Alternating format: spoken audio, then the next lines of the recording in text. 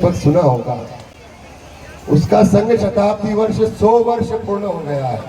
संघ का काम कोई अलग से नहीं है बंधुओं। लोग कहते होंगे, गुरुदेव ने कहा वो राजनीति अगर धर्म से नहीं चलती तो वो राजनीति नहीं होकर वो कर्म नीति बन जाती है। क्योंकि हमारे यहाँ तो पहले धर्मदंड थे, पहले धर्मदंड आगे जाता था, धर्म का जो निर्देश होता था उसके अनुसार राजा वहां पर कर्म करता था। ये व्यवस्थाएं बदलने में हमें बहुत समय लगेगा, अभी बहुत कुछ परिवर्तन हुआ है। आगे जाकर इस 100 वर्ष की साधना का जब परिणाम आएगा तो बहुत कुछ परिवर्तन हमें देखने को मिलेगा। उस राष्ट्रीय स्वयंसेवक संघ के 100 वर्ष पूर्ण होने के उपलक्ष्य में जगह जगह पूरे देश में छोटे छोटे 10-10, 20-20 गांवों को मिलाकर जिसे मंडल कहा गया है, इसे पपड़ेल मंडल, ऐसे अनेक 1 लाख स्थानों पर विराट हिंदू सम्मेलन हो रहे हैं। करना क्या है? संघ कुछ नहीं करता, वो सकल हिंदू समाज उसमें करता है। गुरुदेव की वाणी, संतों की वाणी, वेदों की, श्रीमद् भागवत की, श्री रामचरितमानस की वाणी भी यही कहती है। क्या कहती है? कि हरि को भजे सो हरि का होई, और जात पात पूछे नहीं कोई। आज जगत गुरु श्री रामानंदाचार्य जी भगवान की वो जयंती भी आज पावन दिवस हो है, जिन्होंने ये संदेश पूरे जगत को दिया था, जगत गुरु रामानंदाचार्य जी महाराज ने, कि हरि को भजे सो हरि का होई, जात पात पूछे नहीं कोई। और संत हृदय नवनीत समाना, संत का हृदय तो नवनीत के समान है, जो आएगा उनके प्रभाव में वो पवित्र होता चला जाएगा। ऐसी वैतरणी है, ऐसी गंगा है कि भागवत कथा में आया हुआ व्यक्ति, संत के सानिध्य में आया हुआ व्यक्ति अपने सारे पापों को नष्ट कर सकता है, अपने सारे पापों को नष्ट करके अपने जीवन को सुधार सकता है, उस परम धाम को प्राप्त कर सकता है। पर सदगुरु का हाथ पकड़ना पड़ेगा, उसके चरण पकड़ के जाना पड़ेगा, तो उस वैतरणी से पार जा सकते हैं। दूसरा कोई माध्यम नहीं है जगत में कि आप एरोप्लेन में उड़ के और सीधे वैकुंठ लोक में जाने का कोई एयरपोर्ट नहीं बनाया भगवान ने। वहां पर आप कितने सक्षम बन जाए, कितने सामर्थ्यवान बन जाए, कितने धनवान बन जाए, कितने गुणवान बन जाए, लेकिन संतों का सानिध्य, संतों के चरणों की सेवा, इस भागवत सनातन धर्म की सेवा, इस भारत माता की सेवा, इस राष्ट्र की सेवा में अगर हमारा तन मन धन का कुछ भी अर्पण नहीं होता है तो फिर हम उस परम धाम को प्राप्त करने के लिए हमारे दरवाजे वो बंद हमारे लिए रहने वाले हैं। तो 5 बातें हम शताब्दी वर्ष में करने वाले हैं, सब लोगों से आग्रह करने वाला हूँ। मैंने कहा मैं मांगने आया हूँ, 5 चीजें हमारे जीवन में हमें उतारनी पड़ेगी। मैं अलग से कुछ नहीं बता रहा, जो व्यासपीठ कहती है, जो संतों ने कहा है वही कर रहे हैं, जो संतों ने जो निर्देश दिया संघ को वही काम संघ करता है। तो संत और संघ दोनों एक समान है।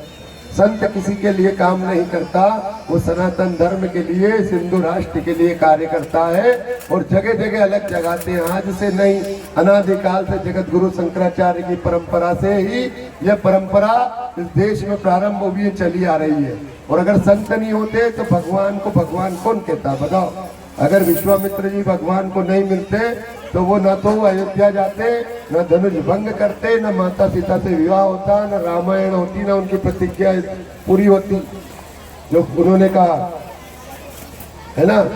तो अगर उज्जैन के सांदीपनी गुरुकुल में भगवान नहीं पढ़ने आते तो उन्हें भगवान कौन कहता? यानी गुरु का सानिध्य तो उस परमात्मा को भी लेना पड़ा है, उसको भी शिष्यत्व ग्रहण करना पड़ा है। इसलिए संत समाज के अलावा कोई भी जगत में कोई दूसरा माध्यम हमारे पास नहीं है। उसी सनातन धर्म के संवाहक के रूप में सारे साधु संत सन्यासी उसमें आगे चलते हैं, उस झंडे को आगे लेकर, उस परम पवित्र भगवा ध्वज को आगे करके सब लोग चलते हैं। उसी परम पवित्र भगवा ध्वज की छांव में भी हम सब लोगों को रहना चाहिए। उसकी रक्षा के खातिर, देश की खातिर हमें 5 काम इस वर्ष करने हैं। कोई नहीं कहता सेना में जाकर लड़ो, अब कोई नहीं कहेगा कि अयोध्या राम जन्मभूमि का आंदोलन है, अपने प्राणों की बलि कौन कार सेवक आकर देगा? परम पूज्य गुरुदेव उसके साक्षी है, कई संतों महात्माओं ने अपने प्राणों की आहुति दी, उस सरयू माता को लाल कर दिया रक्त से, तब जाके राम जन्मभूमि में भगवान रामलला विराजित हुए। अब क्या करना है? तो अब तो स्वयं को सुधारना है, स्वयं अब जाग कर हमको जगाना देश है अपना।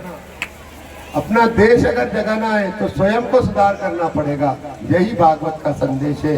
यही संतों का संदेश है। तो क्या करना पड़ेगा, 5 बातों पर ध्यान देना पड़ेगा। वो 5 चीजें आप सबको अपने जीवन में उतारनी पड़ेगी।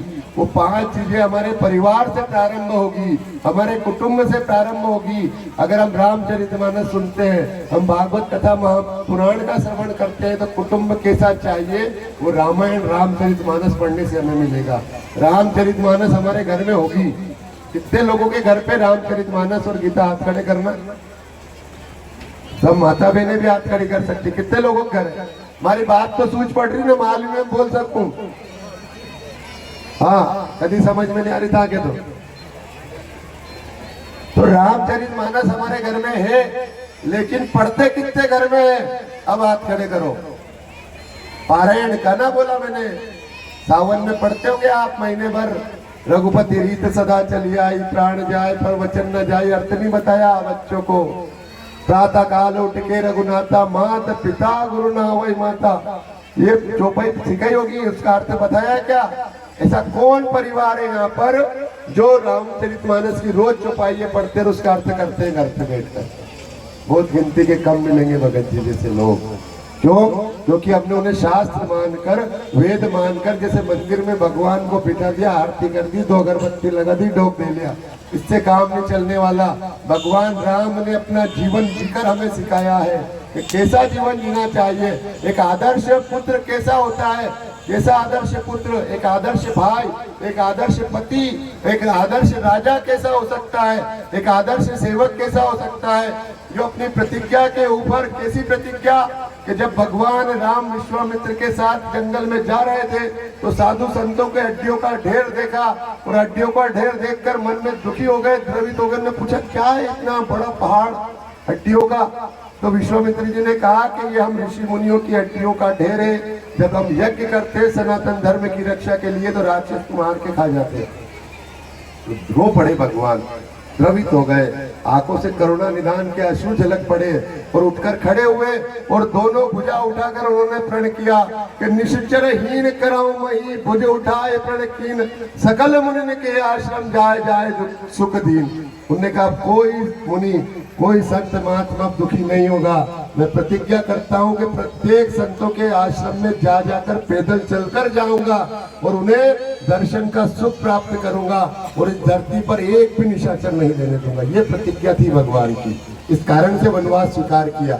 और कैसा पुत्र, कैसा भाई चाहिए, तो उसका उदाहरण क्या है? जब भगवान को कैकेयी ने आदेश दिया कि तुम्हें 14 वर्ष का वनवास कब दिया? जब सुबह राज्याभिषेक की घोषणा होनी थी, उनका राज तिलक होना था। आज यहाँ कुर्सी साहब, अगर किसी को कुर्सी दे दो बैठने की, ऐसी कुर्सी, और उठ के कह दो कि फलाना साहब आया तो उठ कुर्सी पे से, तो नहीं उठता है। किसी से कह दो गांव की सरपंच है, दूसरे को दे रहे, तेरे भाई को, छोटे भाई को, तू अलग हट जा, तो मार देगा भाई को। ऐसा संस्कार परिवार का हमारा बिगड़ता जा रहा है। लेकिन भगवान राम से कहा लक्ष्मण ने, ऐसा नहीं है। उनके अनुज ने कहा, लक्ष्मण जी ने क्या कहा? उन्होंने कहा कि कैसे सेनापति हो, आपके हाथ में धनुष बाण है, गुरु वशिष्ठ, गुरु विश्वामित्र की दिव्य शस्त्र विद्या है, शास्त्र विद्या। और शास्त्र ये कहता है कि राजा अगर नीति धर्म संगत नहीं है तो उसका वध कर देना चाहिए, उसे कारावास में डाल देना चाहिए। आप क्यों नहीं बाण उठाते? तो भगवान राम ने कहा किसके खिलाफ, किसके बाण चलाओ? कि जिस बाप ने, पिता ने उसकी दाढ़ी में एक सफेद बाल देखकर कहा कि अब राज तिलक भगवान राम का कर देना चाहिए, मुझे राज्य की आवश्यकता नहीं है, मैं संन्यास लेकर और भगवान का भजन करूंगा। उस पिता के ऊपर बाण चला, उस माँ के ऊपर बाण चलाऊं जो माँ मुझे आधी रात में सूखे बिस्तर पर सुलाती थी और मेरे गिले बिस्तर पर वो सो जाती थी, उस माँ के ऊपर बाण चलाऊं। उस भाई के ऊपर, भरत के ऊपर, जो कल राजा बनने वाला है, जिसको पाप भी 100 योजन दूर से प्रणाम करके निकल जाता है, ऐसे भरत के ऊपर बाण चलाओ। किसके ऊपर बाण चलाने की कहते हो लक्ष्मण? ऐसा आदर्श पुत्र चाहिए, ऐसा पिता चाहिए, ऐसा भाई चाहिए। यहाँ पर मातृशक्ति की ज्यादा है। कैसी पत्नी चाहिए, कैसी माँ चाहिए? वो सुमित्रा जैसी माँ चाहिए। जब लक्ष्मण उनसे आज्ञा मांगने गए कि मुझे भगवान के साथ जाना है कि नहीं जाना है, तो सुमित्रा ने कहा कि तू भगवान के साथ 24 घंटे परछाई के साथ रहना।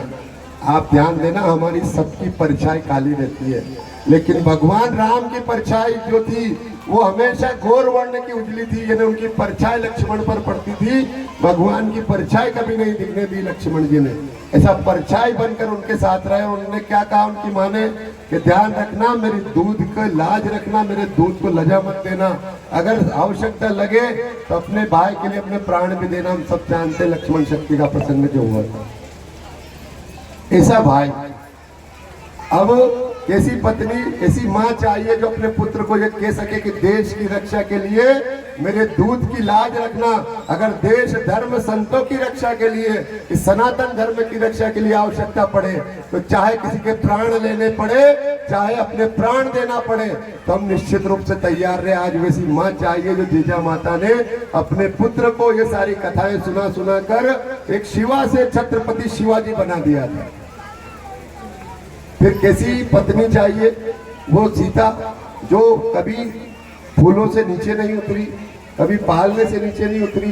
राजा जनक जो विधेय जिसको कहा जाता है, जिसका शरीर ही नहीं था, ऐसे राजा जनक ने उन्हें इतने लालन पोषण से पढ़ाया, लेकिन उन्हें गुरुकुल याज्ञवल्क्य ऋषि जी के आश्रम में पढ़ने के लिए भेजा। और उनकी जो धर्म पत्नी थी माता मैत्रेयी, उनने उनको शिक्षा दी। उस शिक्षा का परिणाम था कि अपने पति के साथ वो 14 वर्ष का वनवास भोगा और सब कष्ट भोगा, वो हम सब जानते हैं। और उदाहरण है ऐसे, जैसे उदाहरण जब भगवान से भरत मिलकर वापस आए नंदीग्राम, तो माता कौशल्या को आहट आई कि छत के ऊपर जरा कुछ हलचल हो रही है, किसी के पैरों की पदचाप सुनाई दे रही है, आखिर कौन है। तो माता कौशल्या जब छत के ऊपर जाती है तो देखती है कि वहां पर जो उर्मिला है, मांडवी है, जो भरत जी की पत्नी थी, मांडवी वहां पर ऊपर घूम रही है छत के ऊपर। तो वो जाकर पूछती है कि तुम अभी तक सोई नहीं, इतनी रात को क्यों जाग रही हो। तो उनने कहा सो कैसे जाऊं।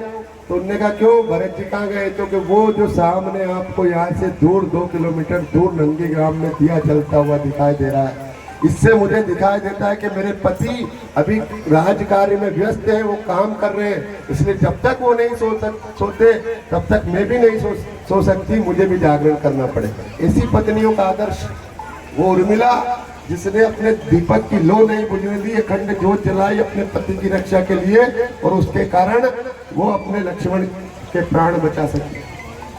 तो ऐसे आदर्श हमारे सामने परिवार के भाव है। इसलिए मेरा आप सब लोगों से कुटुंब प्रबोधन एक गतिविधि संघ में चलती है। उस पंच परिवर्तन में कुटुंब प्रबोधन आता है। तो सप्ताह में एक बार आप सब लोग बैठकर अपने परिवार के साथ भजन करिए। भजन में क्या करना है, ये रामचरितमानस की चर्चा करिए, गुरुदेव के कहे हुए वाक्यों की चर्चा करिए, ग्रंथों में जो लिखा है उसकी चर्चा करिए। उससे परिवार का जो भाव है वो टूटेगा नहीं। वरना आज तो मांडा करे 8 दिन हो गए और अपनी कहता उन्होंने कि भाई ठीक है तारा बर्तन बांट डाले, तू अलग हो जा। तो कहीं की भैया आदमी भी कह दे कि नहीं अब मुनि जम्मा अगली बार अम्मा तो नयो घर चा हमारे अलग कमरों ताड़ा चा बिचा जदे जाके रूमा क्यों बता वैसे ही है ना। तो क्यों होने लगा, तो परिवार में हम देखते नहीं। इसलिए संघ ने कहा कि एक सप्ताह में एक बार भजन करिए, माह में एक बार कुटुंब के साथ भोजन करिए, वर्ष में एक बार भ्रमण करिए, और अपना भुवन भवन वेशभूषा ये सब संतों के अनुसार सनातन धर्म के अनुसार। अभी गुरुदेव ने निर्देश किया कि विधर्मी लोग तो काला कपड़ा बुर्का पहन के भूत बन के घूमते रहते हैं। हमारे यहाँ जो लाज परंपरा सारी चली जा रही है, कैसे कपड़े हमारी बेटियों को पहनाना चाहिए, संतों के सामने जाती है तो, मंदिरों में जाती तो कैसी वेशभूषा पहन के जाना चाहिए, सब बातें उस कुटुंब में होगी, उस सप्ताह की उस बैठक में होगी। इसलिए सप्ताह में एक बार, महीने में एक बार अपने परिवार सारे लोग एक पंगत बने